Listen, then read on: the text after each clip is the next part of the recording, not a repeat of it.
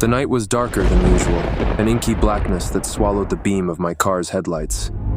The road stretched endlessly ahead, a narrow strip of asphalt winding through the dense, silent forest. I had taken this route countless times, but tonight, something felt different. Something felt wrong. I glanced at the clock on the dashboard, 11:45 p.m. I should have reached home by now, but I had taken a detour, trying to avoid the traffic on the main highway. I regretted that decision as soon as the trees began to crowd in, their branches reaching out like skeletal hands.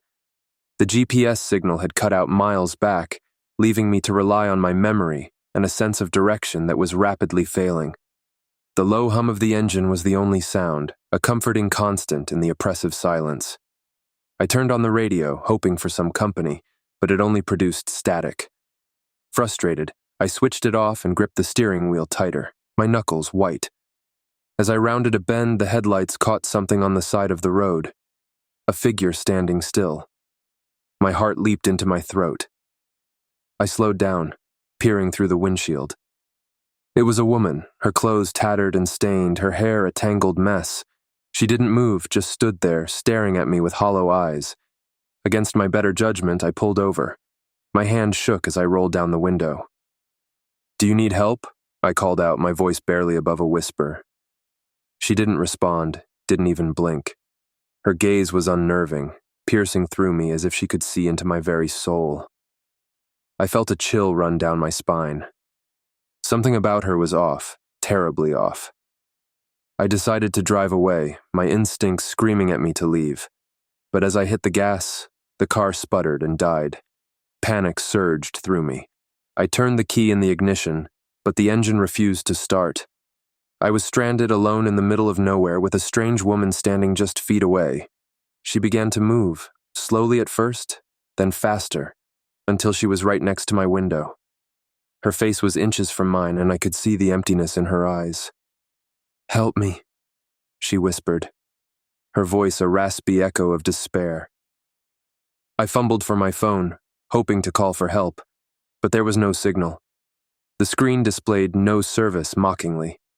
My heart pounded in my chest as the woman started to claw at the window, her nails leaving scratches on the glass.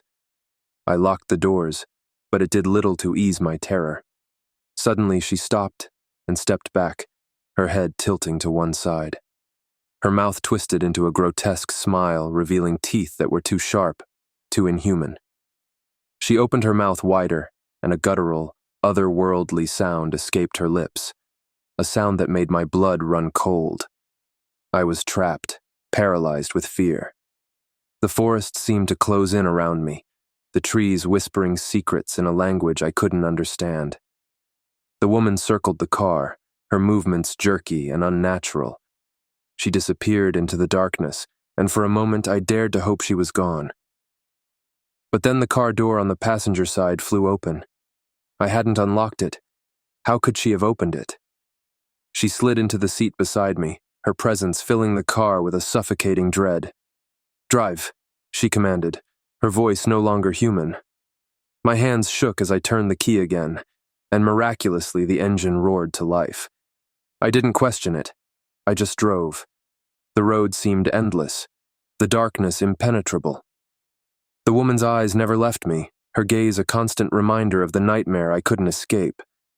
Minutes felt like hours as I drove blindly, hoping for some sign of civilization, some escape from this living nightmare.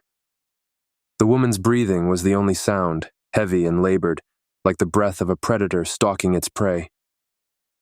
I saw a light ahead, a faint glow in the distance. Hope surged through me, and I pressed the accelerator, the car speeding towards the light.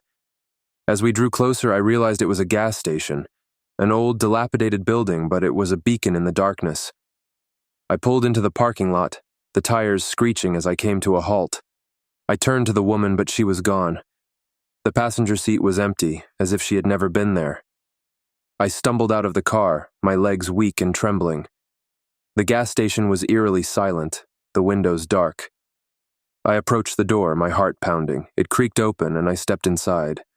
The air was stale, and the dim light flickered overhead. I called out, but there was no answer. The place seemed abandoned. As I turned to leave, I saw a figure behind the counter, a man, his face obscured by shadows. "Can I help you?" he asked, his voice grating. "I need to call for help," I said, my voice shaking. "My car broke down and—" He cut me off with a wave of his hand. "No need for that, you're safe here." Something about his tone made me uneasy. "Who was that woman?" I demanded. "The one on the road?" He smiled, a cold, unsettling smile. "There's no woman. You must be imagining things." I backed away, my mind racing. Was it all in my head? Had the darkness and isolation driven me to hallucinate?